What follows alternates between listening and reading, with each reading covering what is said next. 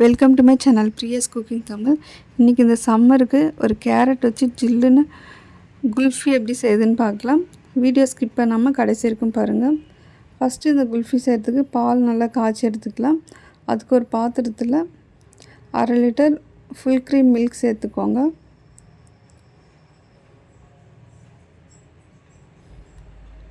இப்போ இது கூட கொஞ்சமாக தண்ணி சேர்த்து இந்த 10லேருந்து ஒரு 15 நிமிஷம் நல்லா பாயில் பண்ணிக்கோங்க.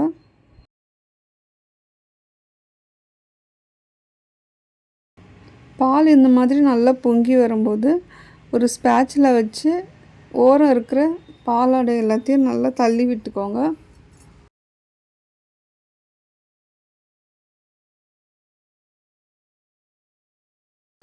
இப்போ பால் இந்த மாதிரி நல்லா கொதிக்க ஆரம்பிச்சிருக்கு.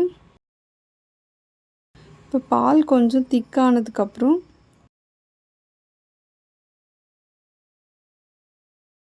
இதில் 2 கேரட் துருவி சேர்த்துக்கோங்க. கேரட் சேர்த்துட்டு நல்லா மிக்ஸ் பண்ணி விட்டுக்கோங்க.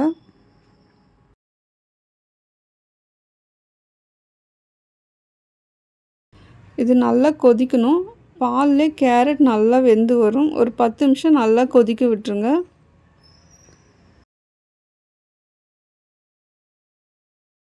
இப்போ இது கொதிக்கும்போது இந்த மாதிரி தள்ளி தள்ளி விட்டுக்கோங்க பாலாடை எல்லாத்தையும்.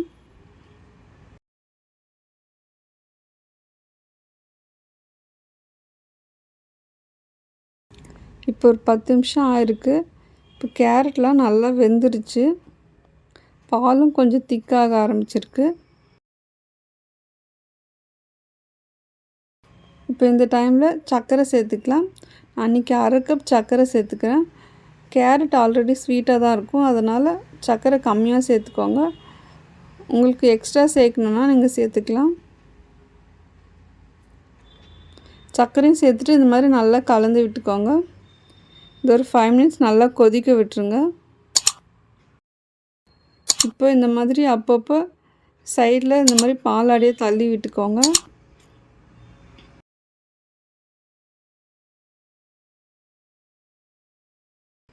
இப்போ இந்த குல்ஃபிக்கு ஒரு க்ரன்ச்சினஸ்க்காக பாதாமையும் முந்திரியும் இந்த மாதிரி உடச்சி சேர்த்துக்கோங்க.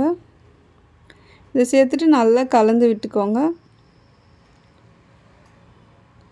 இப்போ இதில் வாசனைக்காக கொஞ்சமாக ஏலக்காய் தூள் சேர்த்துக்கோங்க. ஏலக்காய் தூள் சேர்த்துட்டு நல்லா கலந்து விட்டுக்கோங்க. இப்போ இதில் கொஞ்சமாக கலருக்காக குங்குமப்பூ சேர்த்துக்கோங்க.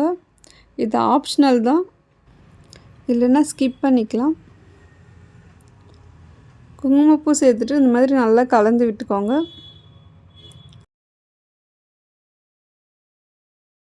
இப்போ பால் நல்லா திக்காகிருக்கு. இப்போ கலரும் நல்லா சேஞ்ச் ஆகிருக்கு. இப்போ இந்த ஸ்டேஜில் கேஸை ஆஃப் பண்ணிவிடுங்க. இது நல்லா ஆற வச்சுருங்க. இப்போ இது நல்லா ஆறிடுச்சு. இப்போ இது ஒரு குல்ஃபி மோல்டு இல்லைன்னா ஐஸ்கிரீம் மோல்டில் ஊற்றிக்கோங்க. இந்த சம்மருக்கு இந்த மாதிரி வீட்லேயே கேரட் வச்சு குல்ஃபி செஞ்சு பாருங்கள். குழந்தைங்களும் கூட ரொம்ப விரும்பி சாப்பிடுவாங்க. இதோட டேஸ்ட்டு எக்ஸாக்டாக கடையில் வாங்குகிற குல்ஃபி டேஸ்ட்லேயே இருக்கும். கண்டிப்பாக செஞ்சு பாருங்கள். ரொம்பவே குயிக்காகவே செஞ்சு முடிச்சிடலாம்.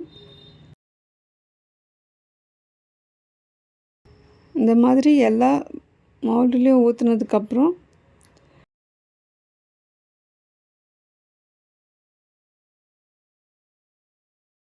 இதை நல்லா க்ளோஸ் பண்ணிவிட்டு ஃப்ரீசரில் ஓவர் நைட் வச்சுருங்க. அப்படி இல்லைன்னா ஒரு 10 ஹவர்ஸ் வச்சுருங்க.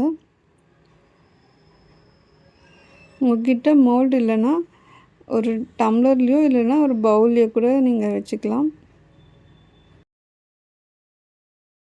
இப்போ நான் இதை ஒரு ஓவர் நைட் வச்சுட்டு வந்துடுறேன். இப்போ ரொம்பவே டேஸ்டான கேரட் குல்ஃபி ரெடி ஆகிடுச்சு. பார்க்கவே ரொம்ப நல்லாயிருக்கு, டேஸ்ட்டும் சூப்பராக இருக்கும். கண்டிப்பாக ட்ரை பண்ணி பாருங்கள். உங்களுக்கு இந்த வீடியோ பிடிச்சிருந்தால் மறக்காமல் பிரியாஸ் குக்கிங் தமிழ் சேனலை சப்ஸ்கிரைப் பண்ணிவிட்டு லைக் பண்ணிவிடுங்க. தேங்க்யூ.